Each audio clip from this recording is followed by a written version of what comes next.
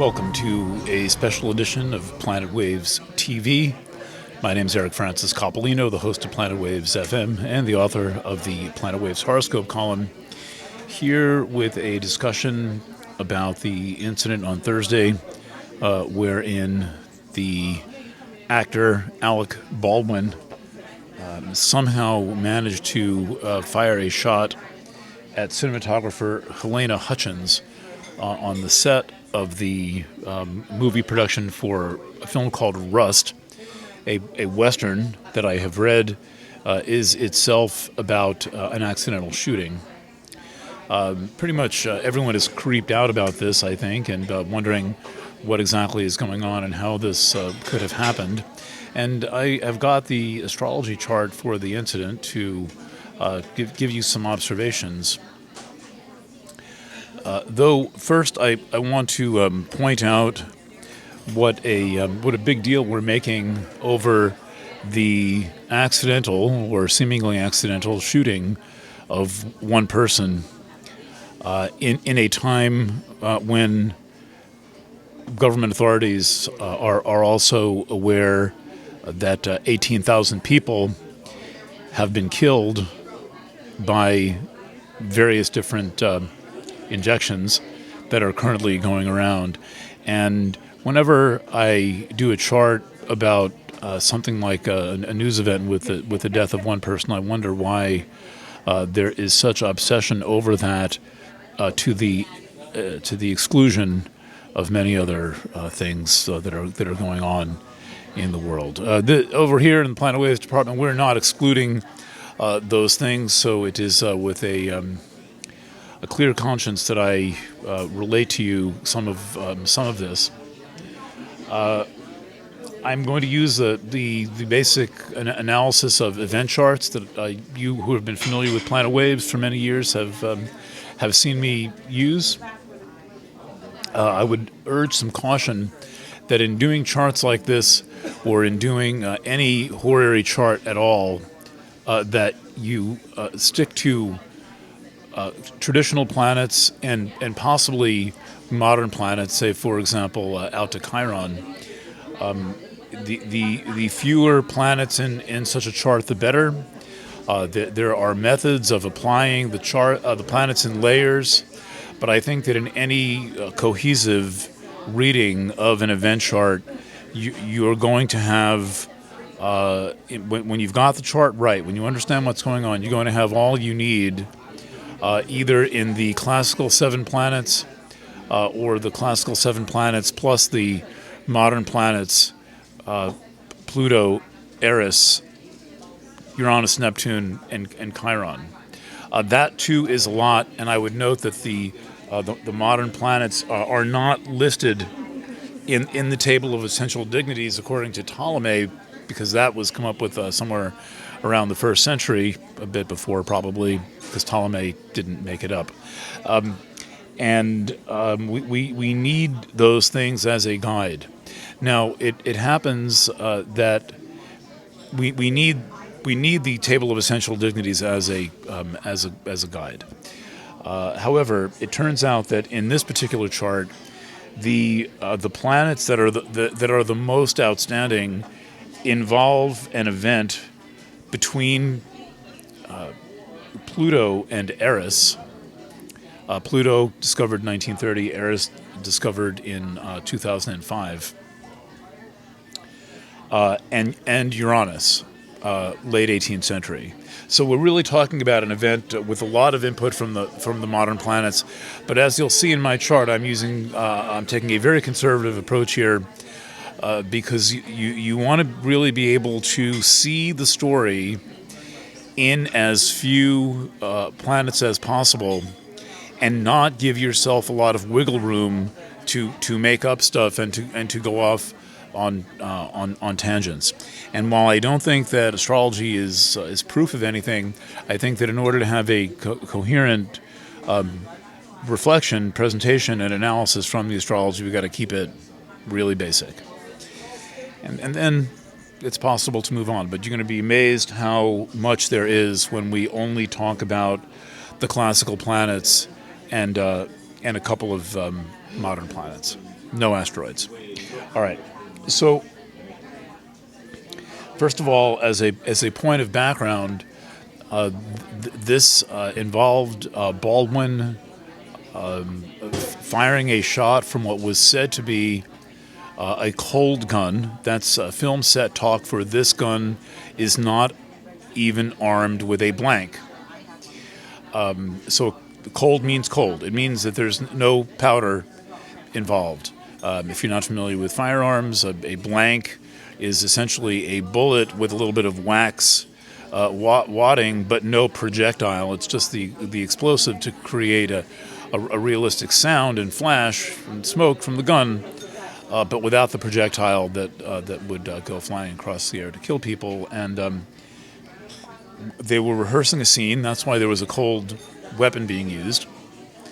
And the fact that I just read in an article that I found to be a kind of a bit odd, but not for our times, but standout, is that the film's armory coordinator, every film with weapons has an armory coordinator, had set up 3 weapons, I guess to shoot the scene repeatedly, but the weapons were left outside due to COVID restrictions. So now they're still playing this game where they think if somebody touches something, that they're going to convey a respiratory virus. If you believe there's a respiratory virus, I don't know how touching things would convey that, and it's established, admitted science that it does not happen, particularly with COVID. This has been studied.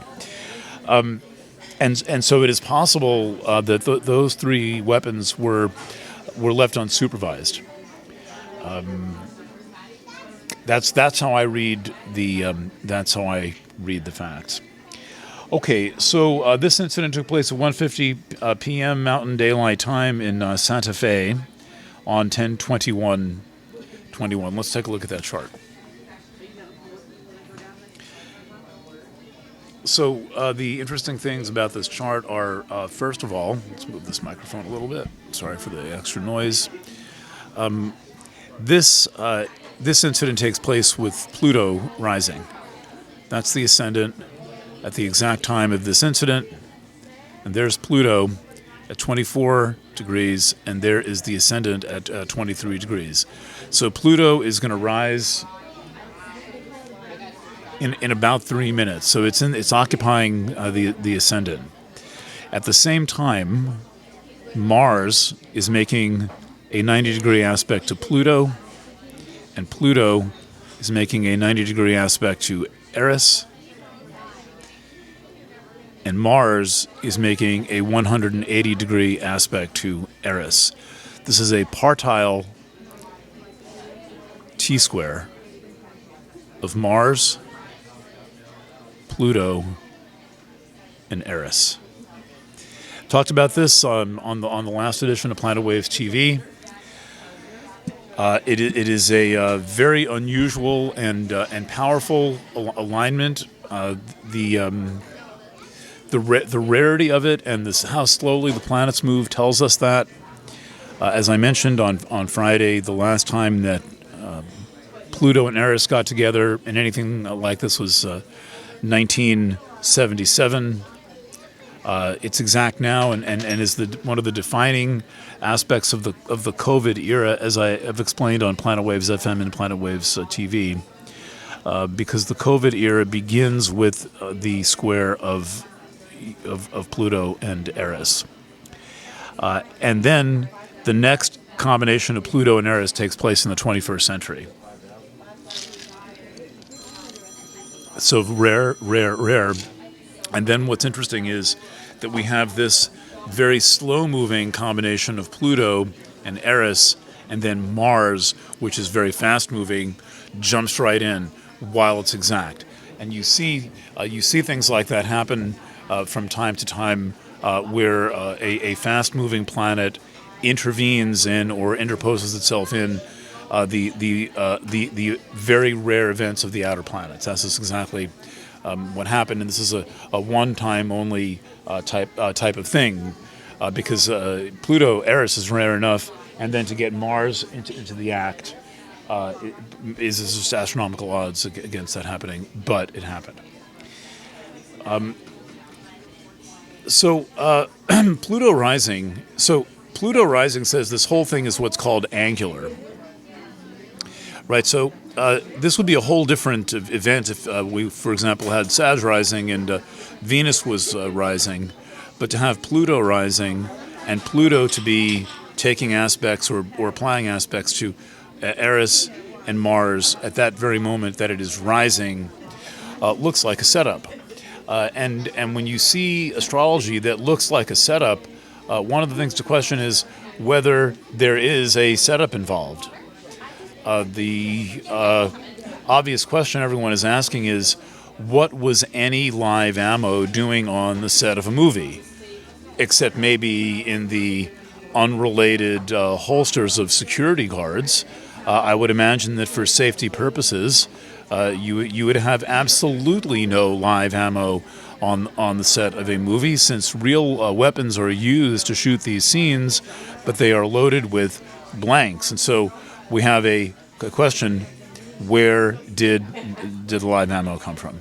That is the single most important question: is who put it there? All right, so let's go one layer down in this chart, and we can see that the Sun is just recently conjunct Mars, and that the Moon was just at full phase the day before, making a conjunction to Eris early the day before, moved along, and then entered Taurus. And so we've got a chart that is that really vibrates with a setup. Everything looks like it was put in place in advance sometime. Everything looks like it's exactly where it belonged for that thing to happen, and that's exactly what we've got. Everything was put in place for exactly the thing to have happened, but not everyone knew that was the thing that was going to happen. Obviously, whatever you may think of Alec Baldwin, he certainly does not strike me as the type who would ever intend to kill someone, and so he was also doing exactly what he was told, and no charges have been filed. And so now we have to hear from everyone who had any knowledge of those weapons, or anyone who touched those weapons, or anyone who left them outside of custody, because the chain of custody should not be broken when you've got a deadly weapon, and only licensed individuals should be responsible for it. Okay, so setting aside all of those circumstantial facts, let's keep looking at this chart. So I have said here, I'm going to move the microphone again. I have proposed here that the setup of Mars, Pluto, Eris looks to me like the whole thing is a setup of some kind. Second, there's another clue in that when dealing with a chart like this, one of the first things you look at, in addition to, you really have a choice. You ask what's rising and what's going on with the ruler of the ascendant. In this case, that would be Saturn.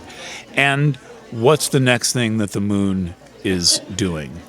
And in this case, the next thing that the Moon is doing is going to be to make a conjunction to Uranus. And the Moon is at 1202 of Taurus, and Uranus is at 1322 of Uranus. So the Moon is applying in a conjunction to Uranus. So Uranus in any prominent form says something unexpected is going to happen. The Moon making a conjunction or about to make a conjunction says something unexpected is about to happen. So had the Moon been past Uranus at the time of this incident, we'd say, well, something unexpected happened. But when the Moon is applying to Uranus, then we have to ask, who put that there, and who knows the next thing that is going to happen?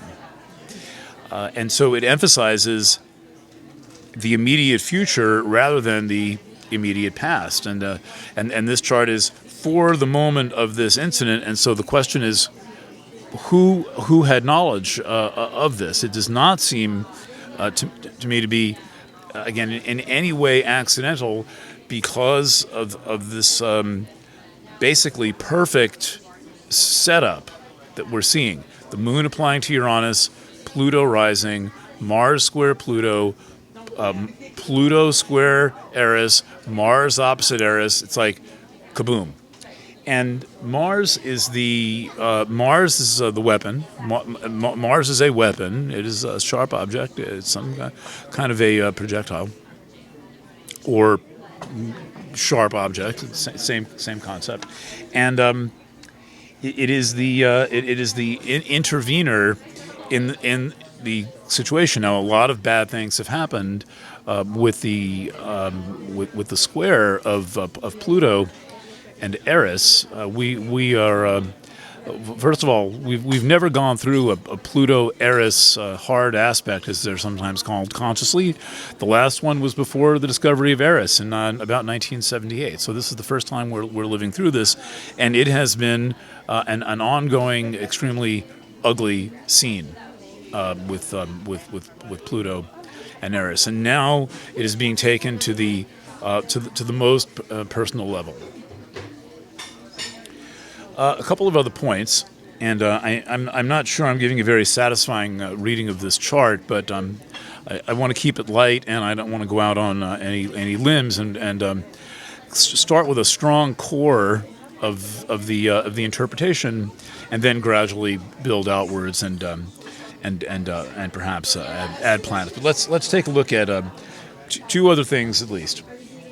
First of all, I've drawn in the positions of Saturn and of Jupiter. They are in Aquarius. I'm going to use a whole sign approach to this chart and say that Aquarius is the second house. The second house involves money. I have learned that when you see a strong second house in a death chart, to consider the influence of money in that death. Though the eighth is what's inherited, the second is what there is to be inherited, or the profit that may be made as a result of the event involved. And it just so happens that the ruler of the ascendant, it's a Capricorn rising chart, the ruler of the ascendant is Saturn, and Saturn is in the second house, and Jupiter is in the second house. And so we really have to ask who benefits here. And while we're asking who benefits, we have to ask ourselves who loses. And so there are questions about Hylana Hutchins' husband, who is an attorney, and his political involvements, as well as the involvement of Alec Baldwin with Children's Health Defense, probably the single most effective organization that is building a movement of people who are conscious of the problems with injections of all kinds. So, very strong second house. Next is Venus. So Venus is in, it looks like the 11th, but we could say 11th or 12th. And Venus rules what could either be the whole sign 9th or 10th, and what could be the 4th or 5th.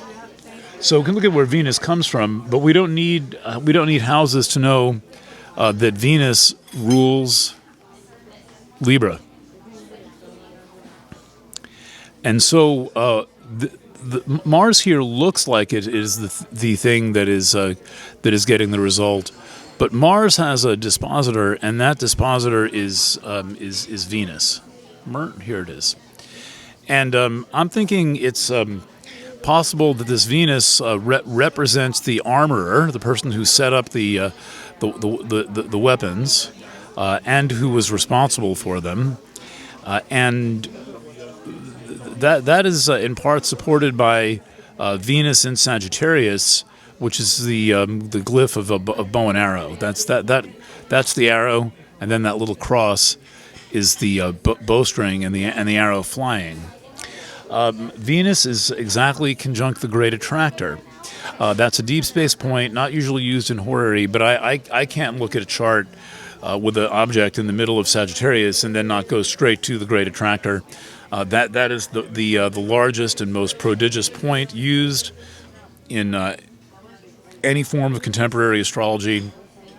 It is the focus point of 100,000 galaxies in our local group and the Virgo group and a vast being that we're part of, and it all points to mid-Sagittarius. So the result of having a point conjunct the great attractor is very far-reaching effects, where the effects are, in a sense, around the bend of what we can perceive, or around the bend of what we think of as the normal gravitational pull.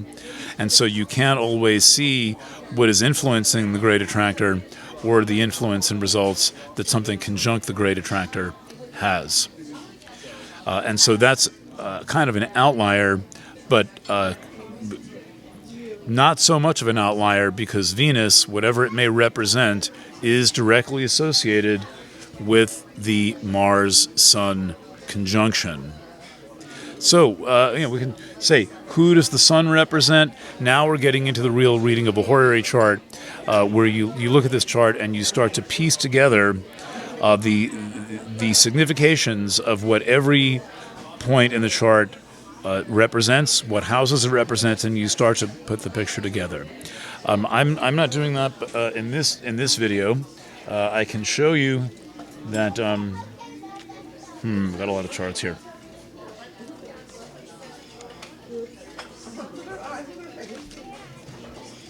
That when you put all the planets in this chart, you get a very complicated chart, and that's one reason why I'm taking planets out and working with this chart in a very simplified form to be able to see what represents what given a limited set of symbols, and we see more than enough in that chart. What we see is, as far as I can tell, not neglect, but intent.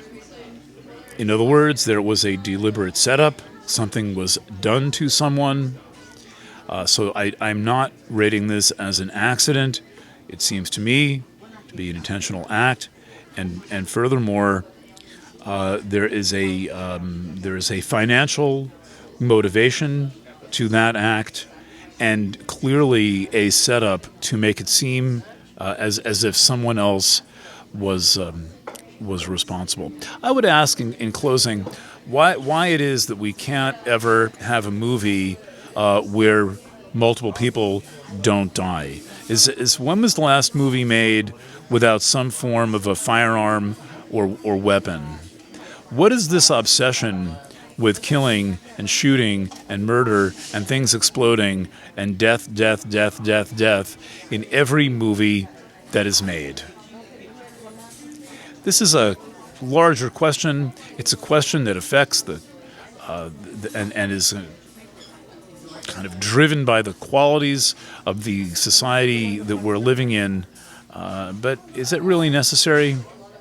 And why is it that at the same time that we are investing our money in essentially murder and violence all the time, how it is that love and sex and the sharing of intimacy are left out of films, particularly when there's not going to be a big helping of violence and murder to completely negate any loving exchanges. We really got to ask some questions here about this and stop patronizing these things. Not that you're going to change the film industry, although this incident might change the film industry somewhat, but rather for your own peace of mind. And I do know that there's quite a few of you listening, certainly my listeners and readers and viewers, and probably fans and readers of the world's only Quaker astrologer who are just not into this. But that's the ultimate cause of this is this constant obsession with weaponry, and death in cinema. Okay, that's what I have to say. Monthly horoscope coming out on Tuesday. I'm recording this on Sunday here at the Broadway Lights Diner in Kingston. There's a recent weekly horoscope up, and the new Planet Waves FM is basically me arguing both sides of the lab release theory versus the there is no virus theory, currently at the top of planetwaves.fm. A rare conversation where multiple contradictory sides of a challenging issue are explored at once. Regarding the Baldwin situation, please do send me your thoughts. You can add them to the comments below this video or send them to efc@chironreturn.org, efc@chironreturn.org, common spelling of all of that. And please click subscribe and pass this video forward. And remember, Planet Waves is a busy, little, subscriber-supported, advertising-free organization. All right, thanks for watching and listening. Thank you, Kate in Ukraine, for processing this video on Sunday, and I'll be back with you on Thursday with the monthly horoscope. Thanks, and bye for now.